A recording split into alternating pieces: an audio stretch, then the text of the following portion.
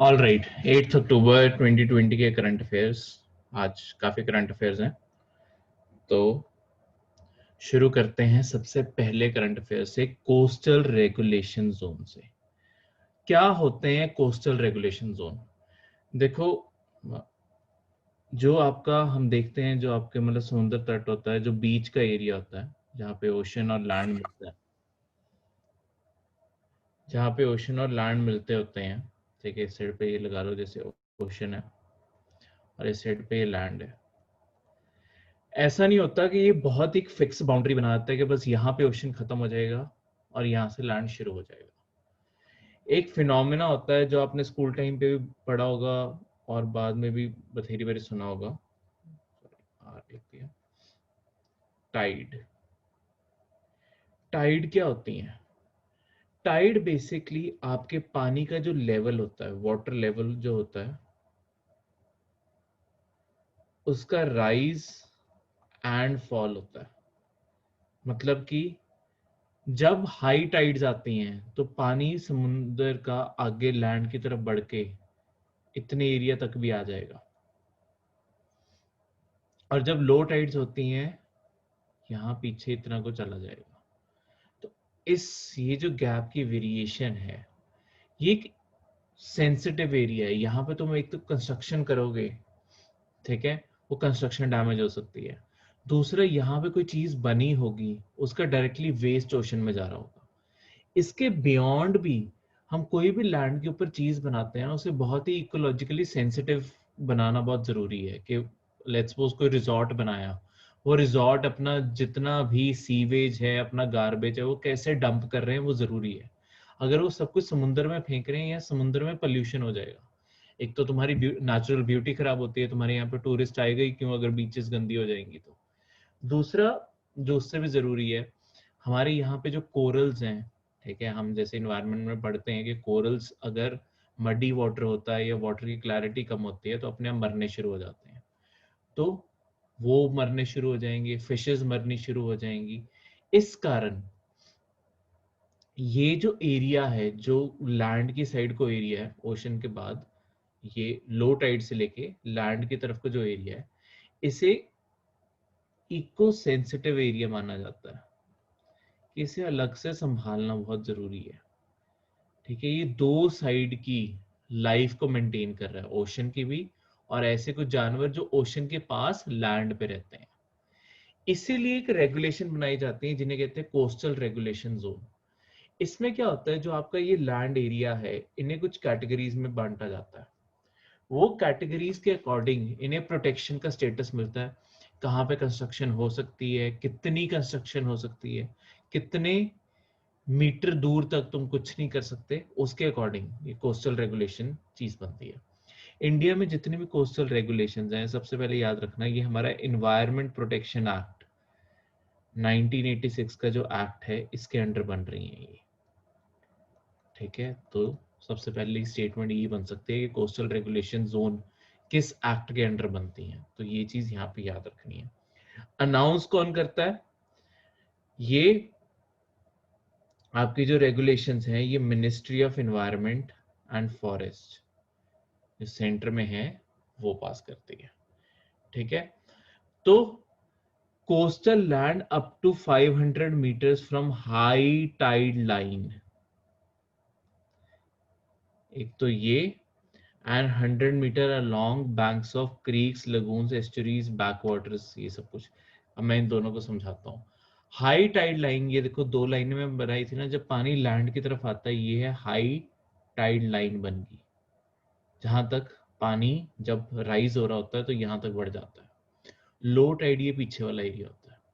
तो इस लाइन से 500 मीटर आगे तक एक तरह से एरिया रेगुलेट किया जाता है ओपन ओशंस का। क्रीक्स क्या होते हैं? ये जो क्रीक्स, लगून्स, बैक वाटर्स, ये क्या होते हैं? कई बार जो आपका ये पूरा पानी का एरिया है ना, पूरे पानी के एरिया में क्या होता है, समुंदर की तरफ से ना ऐसे एक साइड से ये ऐसे पूरा बीच का एरिया बना होगा, यहाँ से ना थोड़ी सी ओपनिंग रह जाती है समुंदर की तरफ से, और लैंड का एरिया थोड़ा नीचे होता है। तो होता क्या है, समुद्र का पानी इस साइड को फ्लो करना शुरू कर देता है, तो यहाँ पे पानी पानी इकट्ठा हो जाता है। ठीक है, इन्हें बैक वाटर्स कह सकते हो या लगून बन जाते हैं। अगर फ्रेश वाटर, लेट्स सपोज कोई नदी भी गिर रही है तो ये ब्रैकिश हो जाएगा। ठीक है, वो ज्योग्राफी में डिटेल में पढ़ेंगे कैसे कैसे फीचर्स बनते हैं। तो ऐसे जब समुद्र का पानी लैंड की तरफ एंटर होना शुरू होता है तो उन्हें एक तरह से बैक वाटर्स कहते हैं। जहां से ये बैक वाटर्स की जो बाउंड्री है, यहाँ से 100 मीटर का मतलब डिस्टेंस आपके इन जोन्स में प्रोटेक्टेड है, बिकॉज ये पहले ही ओशन से दूर हो गया ना, इसके कारण, इस कारण यहाँ पे सिर्फ 100 है। अगर ओपन ओशन होता है कि मतलब आगे जाके लेट्स सपोज यहाँ पे कोई लैंड है, ये यहाँ से 500 मीटर है। ठीक है, तो ऑलमोस्ट घूम के बात वहीं आ जाती है। तो इस लाइन को याद रखना, यहाँ पे लिखा हुआ है। तो हमने बेसिकली क्या किया है, हमने टोटल 4 कैटेगरीज बनाई हैं कोस्टल एरियाज को रेगुलेट करने की। CRZ1, CRZ2, CRZ3 और CRZ4। इसमें सबसे सेंसिटिव CRZ1 है, और पीछे जाते जाते सेंसिटिविटी कम होती जाती है, मतलब इस एरिया को नहीं टच कर सकते। ठीक है, बहुत ही कम चीजें यहाँ पे आपको अलाउड है। ठीक है, और पीछे जाते जाते थोड़ी सी फ्रीडम बढ़ती जाती है। जैसे बीच में कंस्ट्रक्शन भी आ जाएगी, ये अर्बन एरियाज को कवर करता है, ये रूरल एरियाज को कवर करता है। तो मतलब यहाँ पे जो घर बने हुए हैं उन्हें बने रहना अलाउड है, पर उन्हें कोई नई कंस्ट्रक्शन करना अलाउड नहीं है। ऐसा मतलब जो रूरल एरिया CRZ की बात करूं, पुराने घर उनकी वो मेंटेनेंस कर सकते हैं, पर अब नए घर नहीं बनेंगे वहां पे। तो ऐसी लिमिटेशंस है यहाँ पे। ठीक है, तो हमने 2019 में एक चीज और चेंज कर दी जो अब रीसेंट चीज बन गई। तो सरकार ने बेसिकली क्या किया है, ये जो प्रोटेक्शन है ना थोड़ी सी श्रिंक कर दी है। CR3 जो था इसे 2 हिस्सों में फिर आगे बांट दिया, जो मतलब रूरल एरियाज के लिए था, 3A और 3B। ये पॉपुलेशन, अब इसका क्राइटेरिया आपको पूछा जा सकता है पेपर में कि CRZ3 जो था ये किस क्राइटेरिया पे आगे बांटा गया है। ये पॉपुलेशन डेंसिटी के बेसिस पे बांटा गया है, कहाँ पे कितनी पॉपुलेशन है। वो एरियाज जहां पे पॉपुलेशन 2161 पर्सन पर स्क्वायर किलोमीटर से ज्यादा है, ठीक है, वो एरियाज, और दूसरे एरिया मतलब उन्हें CRZ3, और जिनकी उससे कम है वो CRZ3B आ जाएगा। 3A में no development zone up to 50 metres, तो ये इसे श्रिंक कर दिया गया है। पहले 200 मीटर तक प्रोटेक्शन थी, अब इसे सिर्फ 50 मीटर कर दिया गया है।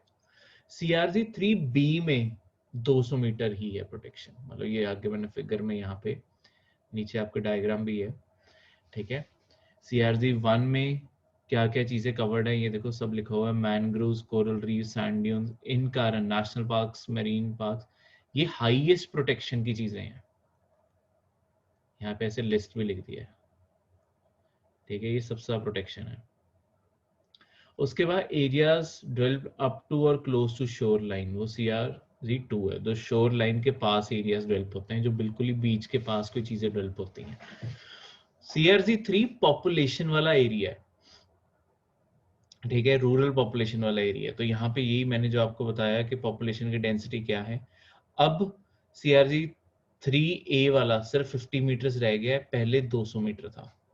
ठीक है, तो इस चीज को याद रखना, यहाँ पे सारे फैक्ट्स एक तरह से दूसरे तरीके से लिख भी दिए हैं। ठीक है, दूसरा जो करंट अफेयर है वो है आपका बैलिस्टिक मिसाइल्स बारे। तो इंडिया बेसिकली आपको पता होगा इस टाइम आत्मनिर्भर एक प्रोग्राम गवर्नमेंट ने शुरू किया है, जिसमें डिफेंस सेक्टर हमारा वन ऑफ द फोकस है कि हम डिफेंस की चीजें जो इंडिया में बना सकें, जैसे राइफल्स होगी। ठीक है, चाहे अभी इंडिया में कोई अच्छी राइफल अपनी नहीं बनती है, मतलब ज्यादातर आपके लोकल जो मेड राइफल्स हैं वो इंसास है, बहुत ही घटिया राइफल है वो। पर कोशिश है कि इसके थ्रू शायद एक इम्पिटस आएगा कि हमारे यहाँ पे भी अच्छी चीजें बनने लग जाएंगी डिफेंस में, और हमें बाहर से नहीं मंगानी पड़ेगी। तो हमारा फोकस है कि हम अपने लिए अब फिलहाल के लिए 4th जनरेशन फाइटर एयरक्राफ्ट भी बना सकें, न्यूक्लियर सबमरीन्स हम बना सकते हैं, ये हमारी कैपेबिलिटी बन चुकी है, हमने एक अरिहंत बनाई है। तो ये हमारे पास कैपेबिलिटी है। बैटल टैंक्स की कैपेबिलिटी भी है, हमारा आपका अर्जुन मार्क 2 एग्जिस्ट करता है, ठीक है, मेन बैटल टैंक्स भी बना सकते हैं। इंटर कॉन्टिनेंटल बैलिस्टिक मिसाइल्स भी हमारे पास का कैपेबिलिटी है, ठीक है। सिर्फ हमें फाइटर जेट में अभी काम करने वाला है, प्योर फोर्थ जेट भी अभी हमारे पास नहीं है। अमेरिका जैसी कंट्रीज 6th जनरेशन पे काम करने लग गई हैं, तो अभी हम 4th पे लगे हैं। तो ये सबसे एडवांस टेक्नोलॉजीज है, जो एयर फोर्स है सबसे एडवांस टेक्नोलॉजीज वही यूज करते हैं, तो इस कारण थोड़े से हम उसमें पीछे हैं, तो कैचअप करने की कोशिश है। 4th और 5th जनरेशन हमारी दोनों डेवलपमेंट एक साथ चल रही है। 6th जनरेशन तो खैर अभी सिर्फ प्रोटोटाइप्स बन रहे हैं दुनिया में, उसमें भी हम कई कंट्रीज के साथ कंसिडर कर रहे हैं पार्टनरशिप करने की। जैसे हमें यूके ने इनवाइट किया है कि उनके साथ मिलके, यूके इंडिया मतलब मिलके 6th जनरेशन एयरक्राफ्ट बना लें। तो देखते हैं इंडिया की गवर्नमेंट कैसी अप्रोच लेती है आने वाले सालों में, ठीक है। फिलहाल के लिए हमारा हर चीज इंडिया में बनाने पे जो फोकस है डिफेंस इंडस्ट्री का, उसमें एक बैलिस्टिक मिसाइल की टेक्नोलॉजी खासकर डिस्कस करने वाली है, बिकॉज इसमें हम बहुत आगे हैं। ये actually one of the strong areas है इंडिया का, आपकी मिसाइल्स बनाने का, ठीक है। और मिसाइल्स आपकी दो टाइप की होती हैं, एक होती हैं आपके बैलिस्टिक, हमेशा ये वर्ड आपको पेपर में भी आएंगे, न्यूज़पेपर्स में भी दिखते हैं, ठीक है, तो इन्हें समझना जरूरी है। और दूसरी होती है क्रूज, दो टाइप की मिसाइल्स होती हैं, बैलिस्टिक और क्रूज। इन दोनों में फर्क क्या होता है ये समझना जरूरी है। सबसे पहले तो बैलिस्टिक मिसाइल का मतलब है जो एक जगह से लॉन्च हुई, पहले ऊपर को जाएगी, कई बारी जो इंटरकॉन्टिनेंटल मिसाइल होती हैं वो स्पेस को तक एंटर करती हैं, लोअर ऑर्बिट को, और फिर दूसरी जगह पर जाके गिरेंगी, ठीक है। तो ये जो लॉन्ग रेंज मिसाइल्स अगर आपने बनानी होती है ना, वो बैलिस्टिक मिसाइल्स होती हैं, ठीक है, क्योंकि इसे तुम 10,000, 15,000, 20,000 किलोमीटर दूर भी गिरा सकते हो, मतलब पूरी अर्थ क्रॉस करके गोल आके यहाँ पे भी गिरा सकते हो, इतनी लंबी कैपेसिटी है इनकी। क्रूज मिसाइल इतनी दूर नहीं जाती होती, ज्यादा से ज्यादा जो सबसे दूर जाने वाली क्रूज मिसाइल भी है ना, वो 1,000 किलोमीटर दूर तक जाएंगी, ठीक है। बैलिस्टिक कंपेयर करके देख लो, ये 20,000 किलोमीटर तक जा सकते हैं और ये 1,000, तो ये फर्क आ जाता है। पर क्रूज मिसाइल्स की एडवांटेज क्या है, ये रडार से बच के जाती हैं, इन्हें बहुत टफ है, बैलिस्टिक रडार पे आराम से डिटेक्ट होते हैं कि मिसाइल आ रही है, क्रूज मिसाइल रडार पे डिटेक्ट भी कई बारी नहीं होती। ऐसा क्यों, ये क्या है, लेट्स सपोज इसका कोई भी टारगेट है, इसका टारगेट तो पास ही होगा, ये ना ग्राउंड से 2 मीटर ऊपर बिल्कुल सीधी भी उड़ सकती है, मतलब तुम बिल्कुल जमीन के साथ साथ भी इसे भेज सकते हो, पानी के बिल्कुल साथ साथ भी भेज सकते हो। तो रडार क्या होता है, जब कहीं पे भी कोई रडार सिस्टम लगा होता है ना, रडार सिस्टम्स कभी भी अपने जहां पे रडार सिस्टम होगा उस हाइट से नीचे की किसी चीज को डिटेक्ट नहीं कर रहे होते। तो अगर आपकी मिसाइल उड़ ही यहाँ पे रही है तो रडार सिस्टम पे कभी शो ही नहीं होगी, ठीक है। और रडार काफी हाइट पे होते हैं, ऐसा मतलब ऐसा नहीं होता ग्राउंड से बहुत ऊपर होता है, पूरी बिल्डिंग के ऊपर लगा होता है। तो एक पूरी 3-4 मंजिला बिल्डिंग का गैप लगा लो और उसके बीच में तुम क्रूज मिसाइल उड़ाओगे तो रडार कभी डिटेक्ट ही नहीं कर पाते, ठीक है। तो क्रूज मिसाइल्स का ये एडवांटेज है, ठीक है, पर ये शॉर्ट डिस्टेंस तक जाती हैं। बैलिस्टिक मिसाइल्स बहुत ही तेज जाती हैं और बहुत ही दूर जाती हैं, ठीक है। मतलब क्रूज मिसाइल भी तेज होती हैं, पर बैलिस्टिक मिसाइल्स तो हद स्पीड पार कर सकती हैं, क्योंकि जब तुम अर्थ को दोबारा एंटर करते हो, मतलब एक बार तुमने स्पेस में फेंका, तुम्हें फ्यूल सिर्फ वहां तक चाहिए जहां तक स्पेस में जाना है, उसके बाद जब उससे नीचे गिरना शुरू होना है वो तो फ्री फॉल है, और तब जितनी मर्जी तेज एक बारी बूस्ट दोगे पूरी तेजी से नीचे गिरनी शुरू हो जाती है, ठीक है। तो इस कारण ये बैलिस्टिक मिसाइल्स और इसमें फर्क समझना जरूरी था, तो तभी मैंने आपको बताया, ठीक है। बैलिस्टिक ऊपर से आती है, क्रूज सीधी भी जा सकती है, मतलब किसी भी डायरेक्शन में, क्रूज किसी भी डायरेक्शन में फायर कर सकते हो, बैलिस्टिक पहले ऊपर जाती है फिर नीचे गिरती है, क्लियर है।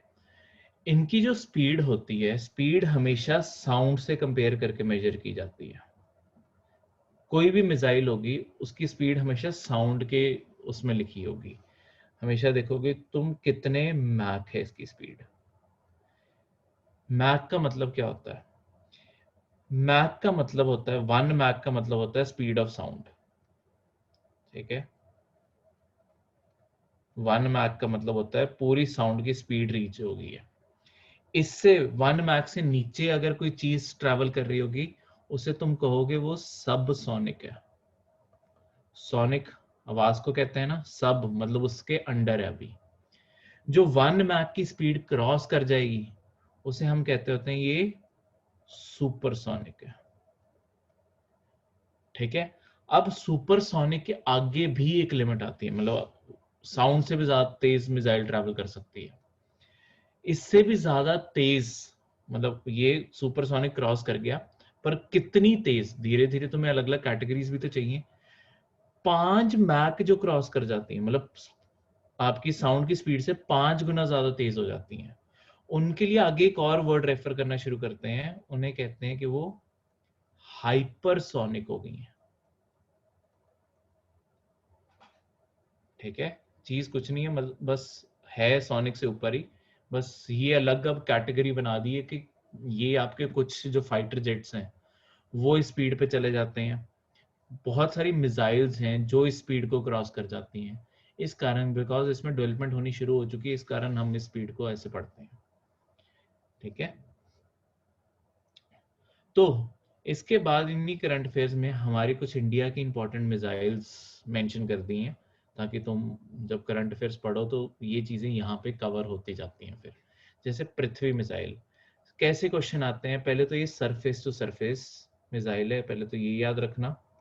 फिर ये शॉर्ट रेंज बिलिस्टिक मिसाइल है। ठीक है, शॉर्ट रेंज है और बिलिस्टिक मोड से ट्रैवल करती है। ठीक है, तो ये 3 स्टेटमेंट्स जो अलग अलग मतलब फॉर्म में 3 स्टेटमेंट्स बन सकती हैं, वो यहाँ पे लिखी हैं एक साथ। 3 स्टेटमेंट्स जो हैं, इसे बनाने वाला डीआरडीओ है। ठीक है, इंडिया का एक प्रोग्राम है integrated guided missile development programme, इसके अंडर ही पृथ्वी बनी है। बहुत सारी मिसाइल्स जो आपकी अग्नि जैसी जो हमारी टॉप। सर हाँ जी, हाँ जी। सर बैलिस्टिक मिसाइल्स ਤਾਂ लॉन्ग रेंज ਹੁੰਦੀਆਂ ਫਿਰ शॉर्ट रेंज। नहीं नहीं नहीं, बैलिस्टिक तो बेसिकली डिपेंड करेगा तुम उनमें कितना फ्यूल टैंक डालते हो, मतलब हर मिसाइल की अपनी कैपेबिलिटी होती है। मैंने तुम्हें सिर्फ एक समझाने के लिए कि क्रूज और इसमें फर्क क्या होता है। बैलिस्टिक जाने को बहुत दूर जा सकती हैं, पर तुम्हें उनके अंदर रॉकेट इंजन और फ्यूल उतना ज्यादा डालना पड़ेगा। जैसे इंडिया की जो अग्नि मिसाइल्स हैं, हमने अभी तक अग्नि 6 तक डेवलपमेंट शुरू कर ली है, अग्नि 1 to 6 एग्जिस्ट करती हैं।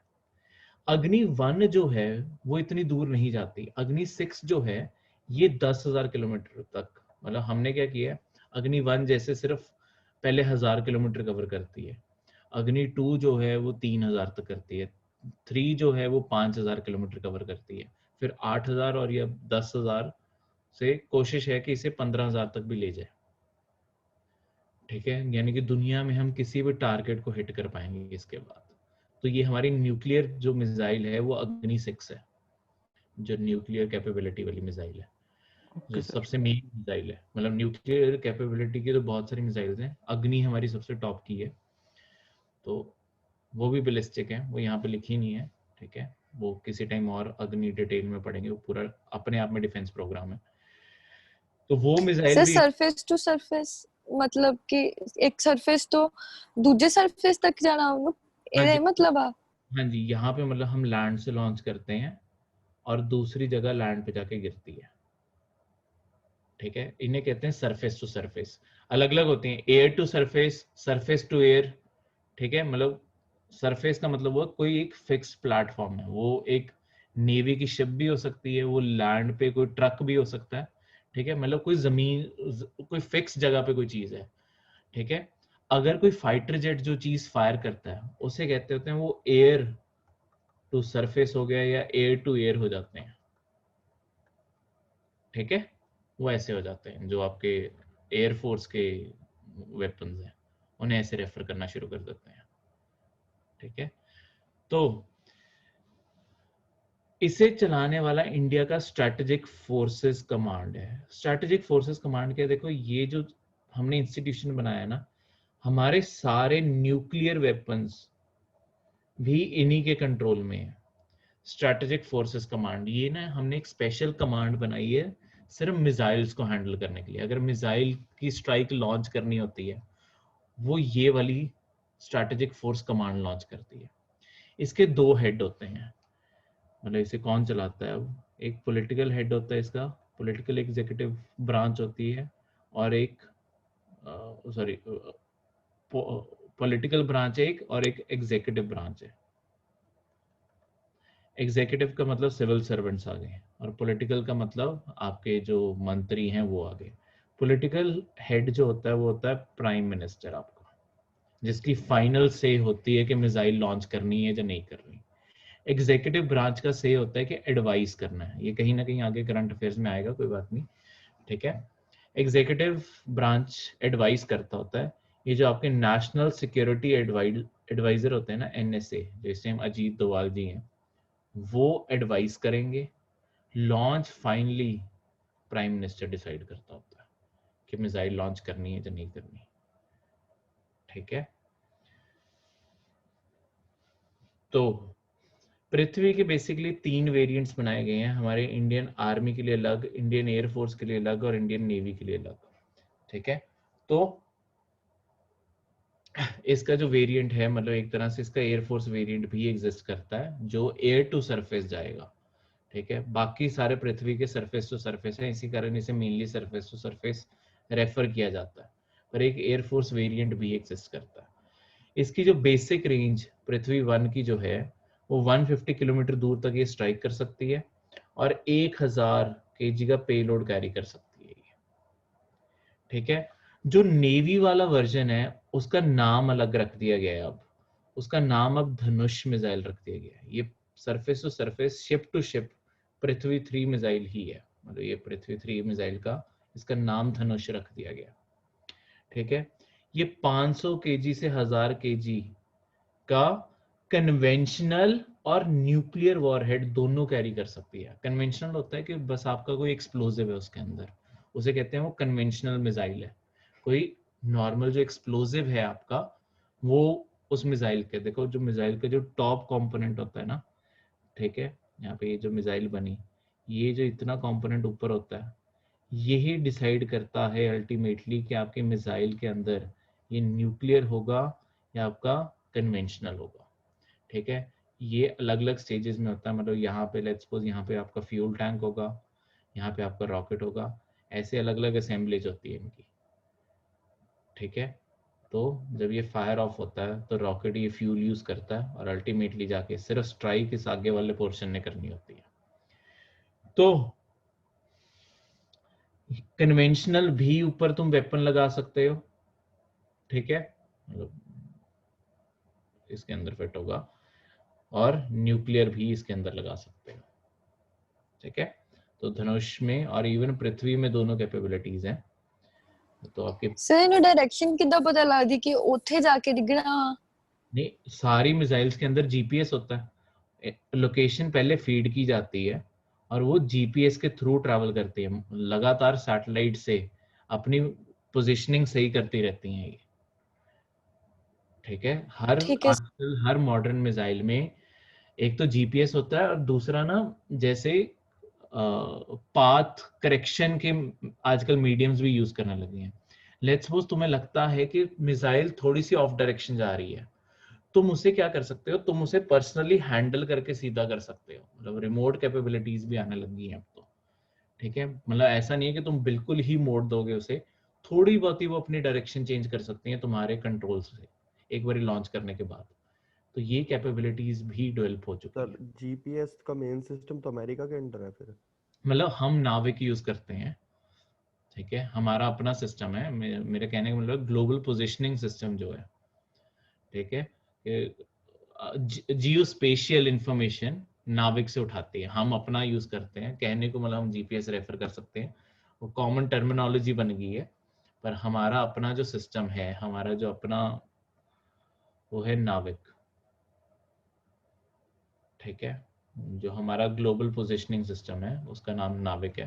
इवन हमारा यूएसए के साथ अगर वैसे बात करें, यूएसए जीपीएस जरूर यूएसए का है, पर अमेरिका की गवर्नमेंट ने क्या किया है, अमेरिका की गवर्नमेंट ने ना जो उनके अलाइड कंट्रीज के नेविगेशन सिस्टम है उन्हें अलाइड नेविगेशन सिस्टम मार्क कर दिया, यानी कि एक दूसरे के कनेक्शंस को यूज कर सकते हैं। मतलब हमारा अगर लेट्स सपोज मिसाइल जा रही है, कुछ जीपीएस की सैटेलाइट्स हमें यूज करनी है, हम कर सकते हैं। अब 1999 कारगिल वॉर के टाइम हमें अमेरिका ने मना कर दिया था, ठीक है, तब हमारे रिश्ते इतने अच्छे नहीं थे। आज हमारी क्लोज कैपेबिलिटीज जो हैं, हमारे इंटरेस्ट बहुत सारे डिफेंस में जुड़े हुए हैं। तो यूएसए ने हमें, जापान को, यूरोप को एज अलाइड नेटवर्क्स मार्क किया हुआ है कि हम सारे एक तरह से एक फ्रंट पे काम करें, हम सारी सैटेलाइट्स एक्सेस हो सके हम ज़्यादा बेटर तरीके से। तो वो इंडिया यूएस रिलेशन के टाइम कभी देखेंगे, तब मैं बताऊंगा हमारे स्ट्रैटेजिक इंटरेस्ट कहाँ कहाँ लाई करते हैं। और हम लड़ते भी बहुत ज़्यादा है, ऐसा नहीं है कि यूएसए के साथ सिर्फ पीसफुल रिलेशन है, बहुत सारी चीज़ों पे इकोनॉमिक फ्रंट पे हमारी बहुत बहस होती है यूएसए से, और स्ट्रैटेजिक फ्रंट में हम एक साथ हैं। तो अलग अलग रिश्ते हैं, कहीं पे कड़वाहट है, कहीं पे मिठास है। तो अगली मिसाइल जो है वो है प्रहार, ठीक है, प्रहार स्ट्राइक करने को कहते हैं। Indian solid fuel road mobile tactical ballistic missile है ये रोड मोबाइल है, ये बहुत इंपॉर्टेंट है, यानी कि तुम प्रहार को कहीं भी लेके जा सकते हो, क्विक रिएक्शन कभी भी, मतलब जहां पे ट्रक पार्क करोगे वहां से लॉन्च कर सकते हो इसे। तो इसीलिए इसे बनाया गया है कि क्विक, बाकी मिसाइल्स को शायद डिप्लॉय करने में या आगे मोबिलाइज करने में टाइम लगे, ये पहले ही ट्रक माउंटेड है, तो जहां मर्जी तुम लेके जा सकते हो इन्हें, ठीक है। टैक्टिकल न्यू बैलिस्टिक मिसाइल्स के हैं, देखो जो टैक्टिकल वर्ड है ना, इसे एक चीज से याद रखना, इनकी टैक्टिकल की हमेशा रेंज कम होती है। पाकिस्तान ने जो, पाकिस्तान पता ही होगा आपको, पाकिस्तान के पास भी न्यूक्लियर वेपन्स है, पर पाकिस्तान ने जो न्यूक्लियर वेपन्स बनाए हैं ना, पाकिस्तान ने जो उनके कंटेक्स्ट में बता रहा हूँ आपको, कई बार पाकिस्तान के कंटेक्स्ट में ये सुनने को मिल सकता है, टैक्टिकल न्यूक्लियर वेपन्स है उनके पास। टैक्टिकल का क्या मतलब होता है, देखो पाकिस्तान ने पूरा पूरा जो सोच के रखा है कि एक ही हमारा दुश्मन है, वो है इंडिया, न्यूक्लियर वेपन कभी छोड़ने पड़ेंगे वो इंडिया के ऊपर ही पड़ेंगे, तो उन्होंने लॉन्ग रेंज के ऊपर कभी स्पेंड करने का सोचा ही नहीं, ठीक है। उन्होंने क्या सोचा कि हमें सिर्फ शॉर्ट रेंज ही फायर करना पड़ेगा, कभी करना पड़ा तो हम शॉर्ट रेंज ही बनाते हैं। इंडिया की न्यूक्लियर वेपन्स को लेके नो फर्स्ट यूज पॉलिसी है, कि अगर कोई हमारे ऊपर पहले न्यूक्लियर वेपन नहीं छोड़ेगा तो हम भी उसके ऊपर न्यूक्लियर वेपन नहीं मारेंगे, पाकिस्तान की नहीं है। तो पाकिस्तान ने अंडरस्टैंडिंग क्या बनाई लॉन्ग टर्म में, पाकिस्तान ने अंडरस्टैंडिंग ये बनाई कि लेट्स सपोज कल इंडिया इन्वेड करने का सोचता है, जो बहुत ही हाई प्रोबेबिलिटी है कि लेट्स सपोज इंडिया पाकिस्तान में वॉर होती है, इंडिया बहुत जल्दी पाकिस्तान की वॉल्स जो बॉर्डर्स है वो ब्रीच करके पाकिस्तान एंटर कर जाएगा, ये पाकिस्तान को भी पता है। और पाकिस्तान को इस पॉलिसी बारे भी पता है, बिकॉज हमने पब्लिक में ओपनली डिक्लेयर की हुई है, नो फर्स्ट यूज पॉलिसी है हमारी। नो फर्स्ट यूज पॉलिसी कहती है कि अगर इंडिया के ऊपर कोई बॉम्ब गिराएगा तभी हम रिटेलिएट करेंगे। पाकिस्तान ने बना लिए इसलिए tactical nuclear weapon. Tactical nuclear weapon के अंदर पाकिस्तान का क्या सोचना है कि जब इंडिया की फौजें पाकिस्तान एंटर कर जाएंगी, ठीक है, पाकिस्तान के ऊपर कब्जा हो रहा होगा, हम पाकिस्तान के ऊपर ही न्यूक्लियर वेपन गिरा देंगे, मतलब अपने देश में न्यूक्लियर वेपन गिरा देंगे जहां पे इंडियन फोर्सेस होंगी, फोर्सेस भी खत्म होगी, ठीक है, और इंडिया के ऊपर डायरेक्ट स्ट्राइक भी नहीं हुई, तो no first use policy apply होती है कि इंडिया रिटेलिएट नहीं कर पाएगा। इस सोच से उन्होंने ये शॉर्ट रेंज वेपन बनाए हुए हैं, ठीक है, पर हमने अपनी no first use policy modify कर ली। अब हमारी नो फर्स्ट यूज पॉलिसी ये कहती है कि लैंड और फोर्सेस अराउंड द वर्ल्ड, कि हमारी फोर्सेस के ऊपर भी कहीं पे भी अटैक होता है उसे भी इंडिया के ऊपर अटैक माना जाएगा, ठीक है। तो ऑब्वियसली हमने, पर उनकी अब यही सोच है टैक्टिकल न्यूक्लियर वेपन की उनका, क्योंकि वो मानते हैं कोई और दुश्मन है ही नहीं। तो वो यही कहते हैं कि अगर इंडिया हमारे यहाँ पे घुसेगा हम अपना ही लैंड तबाह कर देंगे उन्हें रोकने के लिए। पाकिस्तान सुसाइडल मिशन किस हद तक सीरियस लेता है वो इससे दिखता है। ठीक है, तो टैक्टिकल बैलिस्टिक मिसाइल्स ये सिर्फ मतलब ऐसा नहीं है कि हम अपने एरिया में डिस्ट्रॉय करने की बात कर रहे हैं, ये शॉर्ट रेंज होंगी, यानी कि हम बॉर्डर एरियाज तक इन्हें लेके, तभी इन्हें मोबाइल बनाया गया है, बॉर्डर एरियाज पे जाके वहां पे जैसे कि इनकी 150 किलोमीटर तक ये फायर कर सकती हैं। सबसे बड़ा डिस्टेंस जो है ये 150 किलोमीटर की रेंज के अंदर अंदर फायर कर देंगी। तो ये स्मॉल वेपन्स हैं ये। ठीक है, तो टैक्टिकल इन्हें कहते हैं। ये आपकी cost effective quick response all weather all terrain highly accurate tactical weapon missiles हैं। ठीक है, इनमें मैन्यूवरिंग कैपेबिलिटी भी है, यानी कि तुम इन फ्लाइट इन्हें थोड़ा इधर उधर मोड़ सकते हो, जो मैंने तुम्हें बताया। ठीक है, great acceleration, great better accuracy, सब कुछ इनमें मिला हुआ है। शॉर्ट रेंज है, वो तो पता ही 150 किलोमीटर की है। ठीक है, एक मोबाइल लॉन्च प्लेटफॉर्म जो ट्रक के ऊपर होगा उसमें 6 मिसाइल्स एक साथ डिप्लॉय हो सकती हैं। ठीक है, कैनिस्टर मोड में या स्टैंड अलोन मोड में भी हो सकते हैं, कैनिस्टर मोड में भी होते हैं। कैनिस्टर होता क्या है? कैनिस्टर का मतलब होता है ये ना थोड़ा ज्यादा बेटर होता है। कैनिस्टर मोड महंगा होता है पर ज्यादा बेटर माना जाता है इसे मिसाइल के लिए, बिकॉज इससे ना मिसाइल्स खराब होने के चांसेस नहीं रहते, तुम्हें बार बार मेंटेन करने की जरूरत नहीं पड़ती। कभी अखबार में फोटोज देखो, तुम्हें 2 टाइप की दिखेंगी। एक तुम्हें मिसाइल क्लियरली दिख रही होती है प्लेटफॉर्म के अंदर, ठीक है, ऐसे कहीं पे लगी हुई है, तुम्हें क्लियरली मिसाइल्स दिख रही होती हैं, वो आपका स्टैंड अलोन प्लेटफॉर्म होता है। कैनिस्टर्ड मोड का मतलब होता है ऐसे ना शेल बना दिए जाते हैं, पूरा एक बंद बॉक्स जैसा होता है, इस बॉक्स के अंदर मिसाइल बंद होती है। तो क्या किया जाता है बेसिकली, अंदर वैक्यूम क्रिएट करके ना इन्हें अच्छे से बंद कर दिया जाता है। ये तभी इस बॉक्स से बाहर निकलेंगी जब इसे लॉन्च करना होगा, और ये बॉक्स तोड़ देती हैं तभी। ठीक है, तो होता क्या है, जब अंदर मॉइस्चर नहीं है, कुछ नहीं है, तो कोई भी मिसाइल का कंपोनेंट खराब होने का चांस कम हो जाता है। पर कैनिस्टर बनाना थोड़ा महंगा पड़ता है, इस कारण ज्यादातर मिसाइलें स्टैंड अलोन होती हैं, पर कैनिस्टर हमेशा बेटर मानी जाती हैं। जो हम जैसे रशिया से एक आपको पता होगा डिफेंस सिस्टम खरीद रहे हैं S-400 मिसाइल्स का, जो अगले साल से जिनकी डिलीवरी शुरू हो रही है 2021 से, ये कैनिस्टर्ड मोड में है। इनके आप फोटो देखोगे ना, ऐसे बिल्कुल एक बंद बॉक्स होता है, मिसाइल उसके अंदर होगी। ठीक है, एक बारी वो वैसे ही मतलब उनकी डिलीवरी रशिया से ही वैसे होनी है, बिल्कुल बंद होके, उन्हें कोई भी खोल नहीं सकता। अगर तुमने एक बारी उसे खोल दिया, वो मिसाइल ऑलमोस्ट बेकार हो जाती है, तुम्हें नया कैनिस्टर बनाना पड़ता है उसके लिए। ठीक है, तो लास्ट मिसाइल है शौर्य मिसाइल। तो शौर्य, ये देखो वर्ड आ गया हाइपरसोनिक, तो ये 5 मैक की स्पीड से भी ज्यादा तेज है। ये देखो 7.5 मैक की स्पीड से ट्रैवल कर रही है, लो एल्टीट्यूड पे भी ट्रैवल कर सकती है। लो एल्टीट्यूड का मतलब है कुछ मीटर ऊपर ग्राउंड से। ठीक है, बिल्कुल ग्राउंड के साथ साथ भी इन्हें लॉन्च कर सकते हो। ठीक है, ये आपकी बेसिकली शौर्य जो मिसाइल है ये क्रूज है। ठीक है, ये बाय चांस यहाँ पे लिखी गई, ये क्रूज है, ये कैनिस्टर लॉन्च है, ये क्रूज मिसाइल है।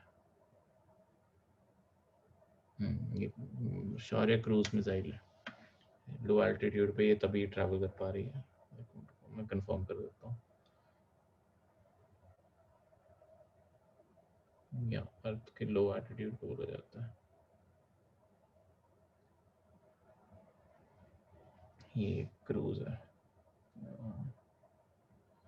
हाँ ये क्रूज मिसाइल है। ये गलती से यहाँ पे लिखी है, कोई बात नहीं, चलो यहाँ पे अपने करंट्स में इस क्रूज लिख लेना। ठीक है, ये क्रूज मिसाइल है।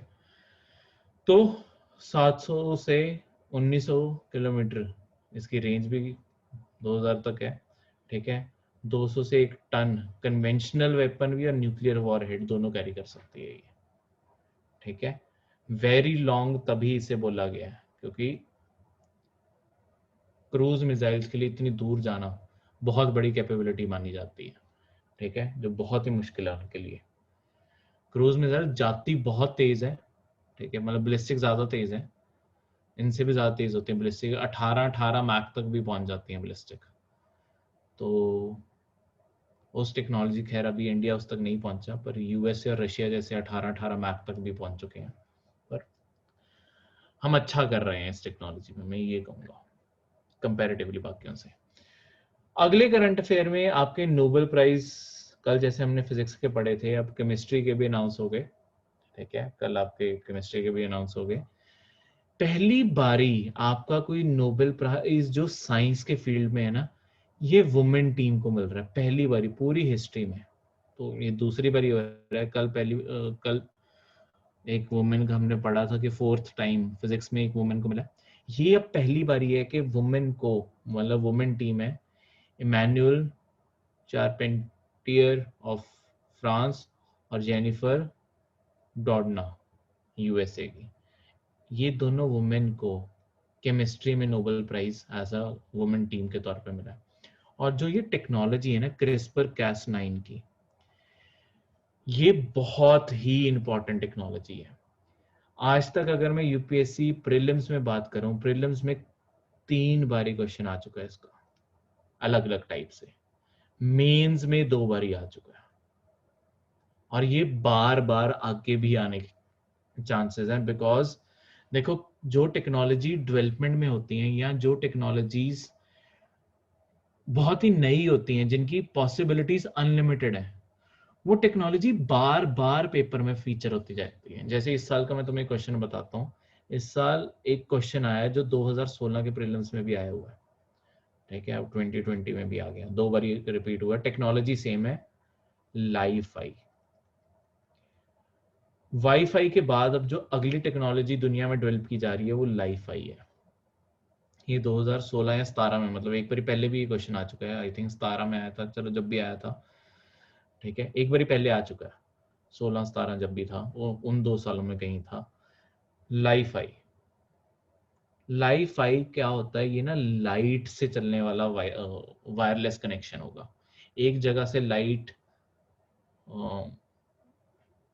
ऑन की जाएगी, दूसरी साइड पे लाइट रिसीविंग एंड होगा, वो लाइट के थ्रू इंफॉर्मेशन पास होगी। और बिकॉज दुनिया में अभी तक जो हमें स्पीड्स पता है उसमें लाइट सबसे ज्यादा तेज ट्रैवल करती है, तो खुद सोचो डेटा कितना तेज ट्रैवल करेगा, ठीक है। पर इसके लिमिटेशंस भी है, क्योंकि अगर तुम विजिबल लाइट की बात करो, देखो तुम सनलाइट में कभी भी विजिबल लाइट नहीं चला सकते, क्योंकि तुम अगर कोई लाइट बीम चलाते हो, सनलाइट भी तो लाइट दे रहा है, तो तुम्हारे सारे इंटरफेरेंस कारण वो खराब हो जाएगा, ठीक है। और लाइट ज्यादा दूर तक जा नहीं सकती, तो शॉर्ट रेंज होता है। ऐसे से ही क्वेश्चन हर साल आए हैं, ठीक है, मतलब ये दोनों बारी ऐसे क्वेश्चन आए हैं। तो ये टेक्नोलॉजी इंपॉर्टेंट है, इनके एक एक पॉइंट पढ़ने इंपॉर्टेंट है। मतलब ये क्रिस्पर बारे में बता रहा है, इस साल तो नोबेल प्राइज मिल गया, तो अगले साल के प्रीलिम्स के लिए ये अपने आप इंपॉर्टेंट हो गया, ठीक है। स्टेट सर्विसेज में पूछा जा सकता है, यूपीएससी भी दोबारा पूछ सकती है। तो स्टेट सर्विसेज में सबसे पहले क्रिस्पर का फुल फॉर्म क्या है? Clustered regularly interspace short palindromic repeats, ये इसका फुल फॉर्म है। ये आपके स्टेट सर्विसेज में इसका फुल फॉर्म पूछा जा सकता है। अब ये होती क्या है क्रिस्पर, वो बताता हूँ, ठीक है। मैं आपको जितना भी यहाँ पे लिखा है उसे सिंपल प्रोसेस में समझाता हूँ। देखो, जो आपका डीएनए होता है, ये टेक्नोलॉजी है क्या, इसकी पॉसिबिलिटीज क्या है? ये 2 डीएनए आपने किसी भी स्पीशीज के लिए, आपको ये जो वैरायटी थी, जो पहली वैरायटी थी, ये ना कोई एक स्पेसिफिक टाइप की डिजीज कैच कर लेती थी, जिसके कारण पूरी क्रॉप खराब होने के चांसेस है। चलो क्रॉप का एग्जांपल लगाते हैं। तो वो जो तुम क्या करोगे, तुम एक और वैरायटी ढूंढोगे जिसमें वो कैपेबिलिटी है कि उसे वो बीमारी नहीं लगती। उसका जो वो वाला जीन का एरिया, डीएनए में जो जीनोम है दोनों साइड पे, Cas9 एक स्पेशल टाइप का ना बैक्टीरियल एसिड जैसा हो गया। ये क्या करता है, यहाँ पे ना सीजर के तौर पे जैसे काम करता है, माइक्रोस्कोपिक स्केल पे कि तुमने जहां से डीएनए काटना है तुम वहां से काट सकते हो। तो यहां से काट दोगे और यहां से काट दोगे, ठीक है। फिर क्या करोगे, ये जो डिजायरेबल आपको जीनोम था ये इस जगह पे डाल दोगे। क्रिस्पर में क्या पॉसिबिलिटी है, जो क्रिस्पर आपकी ये प्रोकैरियोटिक इम्यून सिस्टम है, ये अपने आप नेचर में भी एग्जिस्ट करता है, बस हम वो नेचर की कैपेबिलिटी को आर्टिफिशियल यूज में ला रहे हैं। सॉरी, इसमें हम करते क्या हैं, मिट गया। इसमें हम करते क्या हैं कि जब हमने इसे कट किया, न्यूक्लियर आपके जो डीएनए है ना, डीएनए में एक स्पेशल कैपेबिलिटी होती है। डीएनए कभी भी डैमेज हो जाता है ना, देखो डैमेज्ड डीएनए के साथ कभी भी कोई भी जानवर नहीं रह सकता। तो डीएनए क्या होता है, अपने आप को हमेशा सेल्फ रिपेयर करता है। ये जो इसकी सेल्फ रिपेयर कैपेबिलिटी है ना, यही क्रिस्पर है। इसकी ही फाइंडिंग क्रिस्पर कहते हैं, जो अपने आप को सेल्फ रिपेयर करता है। तो हम क्या करते हैं, यहाँ पे देखो हमने जानबूझ के डीएनए को डैमेज किया। डैमेज करने के लिए हम जो चीज यूज करते हैं वो जो कैटालिटिक है वो है Cas9। ये क्या करता है, ये यहाँ से इन्हें डैमेज करके ये बीच वाला पोर्शन हम काट के साइड पे ले जाते हैं।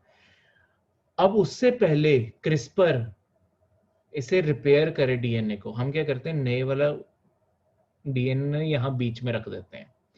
तो यहाँ पे अब जब दोबारा से बॉन्ड्स बनेंगे वो नए वाले से बॉन्ड बना लेगा, ठीक है।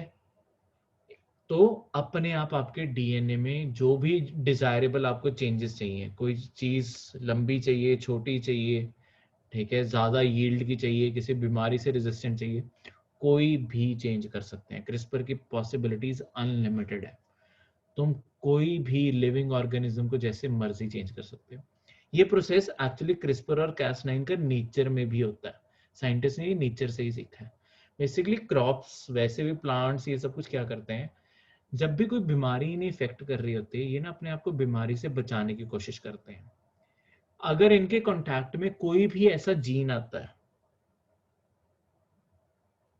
अगर इनके कांटेक्ट में कोई भी ऐसी दूसरी वैरायटी का जीन आता है जो उस बीमारी से रेजिस्टेंट है, वो अपने आप अपना लॉन्ग टर्म में Cas9 प्रोड्यूस कर करके ये जीन तोड़ना शुरू कर देते हैं, ताकि इसमें से यहाँ पे इसे फिट कर सकें।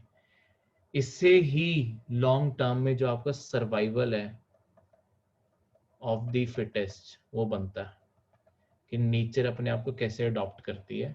ये नेचुरल प्रोसेस है, हमने इसे साइंटिफिकली करना सीख लिया। तो ये बहुत बड़ी कैपेबिलिटी है जिसके फ्यूचर में तुम पॉसिबिलिटीज इमेजिन ही नहीं कर सकते। मतलब ये माना जाता है कि जितनी भी इंसानों को आज बीमारियां होती हैं, तुम्हें एक टाइम पे जाके कोई इंजेक्शन कुछ लगवाने की जरूरत नहीं पड़ेगी। इंसानों के डीएनए बर्थ से पहले ही एडिट कर दिए जाएंगे और उनके अंदर सारी, जैसे कि किसी इंसान को कैंसर ना हो, ठीक है, एड्स ना हो, और कोई जितने भी आपके वायरसेस, बैक्टीरियाज, उनसे रेजिस्टेंस बनानी है, वो पहले ही सारा डेटा इंसर्ट कर दिया जाएगा।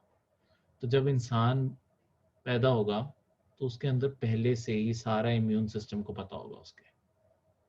तो ये हमारी फ्यूचर कैपेबिलिटीज है। इंसानों के अंदर कोई भी डिजायरेबल क्राइटेरिया तुम्हें चाहिए, किसी के बाल काले चाहिए, कैसे चाहिए, वो सब कुछ इससे एडिट हो सकता है, ठीक है। 2 इंसानों के ऊपर अभी एक्सपेरिमेंट करना अलाउड नहीं है, ठीक है, इस टेक्नोलॉजी को लेके, पर ये पॉसिबिलिटीज हैं कि क्या क्या हो सकता है, ठीक है। सो मतलब हजे ह्यूमंस ते ਇਹਦਾ ਕੋਈ ਨਹੀਂ ਹੈਗਾ ਨਾ एक्सपेरिमेंट। हाँ, ह्यूमंस पे एक्सपेरिमेंट करना अलाउड नहीं है, ठीक है, परमिशन नहीं है करने की।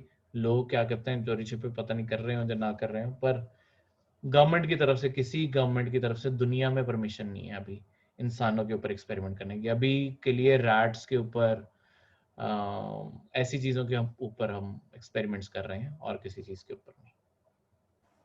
ਸਰ ਜੋ CRZ-3 ਹੈ ਉਹਦੇ ਵਿੱਚ 50 ਮੀਟਰਸ ਕਰ ਦਿੱਤਾ ਹੈ ਨਾ 200 ਮੀਟਰਸ ਤੋਂ। ਸਰ ਜੋ 50 ਮੀਟਰਸ ਹੈ 3A ਹਾਂਜੀ ਸਰ। ਸਰ ਉਹਦਾ ਮਤਲਬ ਕਿ ਉਹਨੇ ਏਰੀਆ ਵਿੱਚ कंस्ट्रक्शन हो सकती है 50 मीटर्स तो बाद वाले। 50 हाँ 50 मीटर के बाद वाले में हो सकती है। इसका ना इन्वायरमेंटलिस्ट ने इसलिए क्रिटिसिज्म भी किया था कि पहले 200 मीटर तक प्रोटेक्शन मिलती थी ओवरऑल एरिया में। अब जहां पे डेंसिटी ज्यादा है वहां पे तो ऑब्वियसली एक्सप्लॉयटेशन पहले ही ज्यादा होगी, ठीक है। तो वहां पे हमने एरिया भी कम कर दिया प्रोटेक्शन का। जहां पे पॉपुलेशन कम है वहां पे तो चलो हमने 200 ही रखा, जहां पे पॉपुलेशन ज्यादा थी वहां पे 50 मीटर कर दिया। तो जहां पे मतलब एनवायरनमेंट पहले ही खराब हो रही थी हमने एरिया और भी श्रिंक कर दिया वहां पे। ठीक है सर। सर मतलब हाई डेंसिटी वाला एरिया चाहिए इदा कर रहे हैं ना? हाँ जी, हाँ जी, बिल्कुल। ठीक है, ये थे आपके ठीक आज है के सर। सारे करंट अफेयर्स। किसी को किसी में डाउट? सर जापान और इंडिया की मीटिंग से रिलेटेड तो नहीं पढ़ना कुछ? नहीं, अभी फिलहाल कुछ इतना सिग्निफिकेंट नहीं हुआ है। वो क्या कहते हैं आपके मेंस के लिए आएगा, जब हम उसके एडिटोरियल डिस्कस करेंगे तब हम बात करेंगे उनके रिलेशन की, ठीक है। तो हमने बेसिकली उनके साथ कुछ पैक्ट साइन किए हैं, पर वो सारे हमारे आईआर का पार्ट बनते हैं, एज अ मेंस का पार्ट बनते हैं। अगर इंडिया और जापान के स्ट्रेटेजिक इंटरेस्ट की बात की जाए या इकोनॉमिक इंटरेस्ट की बात की जाए, वहां हम उन पॉइंट्स को यूज करेंगे। वैसे पूछने वाला उसमें मतलब प्रीलिम्स के अकॉर्डिंग पूछने वाला कुछ नहीं है, वो हम मेंस वाली क्लास में डिस्कस करेंगे, ठीक है। Okay sir. किसी का और को कोई डाउट? तो ये थे आपके आज के करंट अफेयर्स।